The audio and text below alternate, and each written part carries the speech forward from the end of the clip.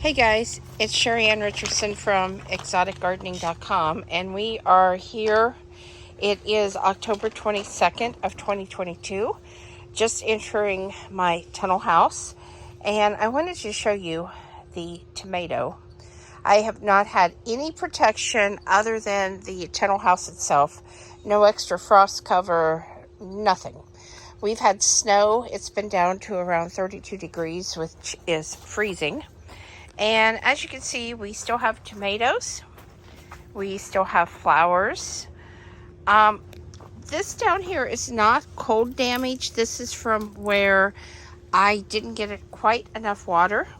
So that's what that is. But the tomato is looking really, really well. And I'm kind of surprised.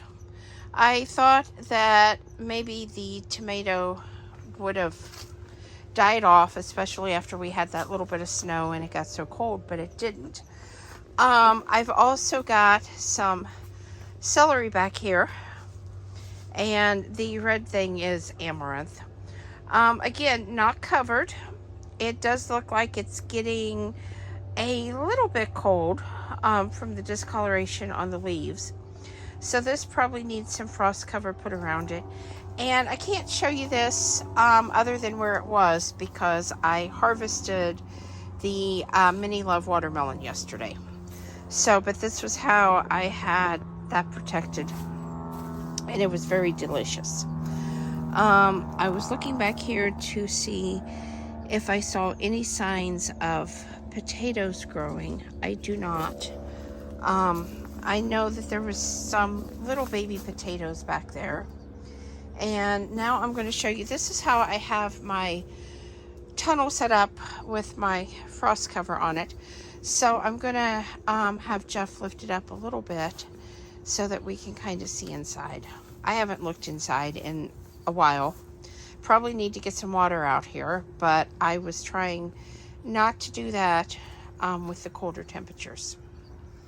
So we will see. Okay, there is an oregano that is doing really, really well. Over here, I've got a pineapple sage. That is a tender perennial. Again, it's doing fine. I've got some cabbages that have been pretty beat up and eaten by the white cabbage butterfly and some different critters that have got in over the summer. We've had some groundhog issues and stuff, as you may know. So, trying to get up under here and show you. That cabbage is trying to regrow, and they will do that. So I just thought that I would kind of leave them and see what happened. Of course, I harvested all of the celery. So up here in the front corner, I have some chard that really should be doing quite well. Let me see. Yes, that chard is ready to harvest. It is doing very well. Are you laughing, Jeff? Well, that'll make what? 12 times? Oh, probably more than that. I've been getting a chard harvest about once a week. I don't have... The back of this is actually sitting on some of the chard, and that's not good. It's probably just blown over with wind and stuff. So I'm going to have to get that situated. But all in all, I am really surprised the tomato is going strong. I guess it shouldn't be, because I have harvested tomatoes from inside of a tunnel house here in my Indiana garden January 1st before. But I did have a much heavier protection going on. I had it covered with frost cover and all of that. And like I said, this has just been sitting here like this. I do have the red plastic mulch under it to help reflect the sunlight up and help the tomatoes ripen a little bit faster. But very happy, and I'm going to see if we can't get some kind of hoop over this, making sure, of course, that it's far enough away from the plant itself that when I put that frost cover on, it's not going to touch the plant. And I'm going to see just how far into winter that I can get this early girl tomato going. And something else I want to show you here.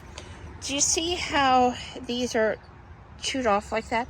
That is actually also a groundhog or some other kind of critter that came in here and decided that it wanted to chew on my plants. This is just a top view showing you how many more flowers this particular tomato has going on. So I will keep you updated. Please subscribe. Thumbs up, thumbs down, comments below. Thanks for watching and have a great night.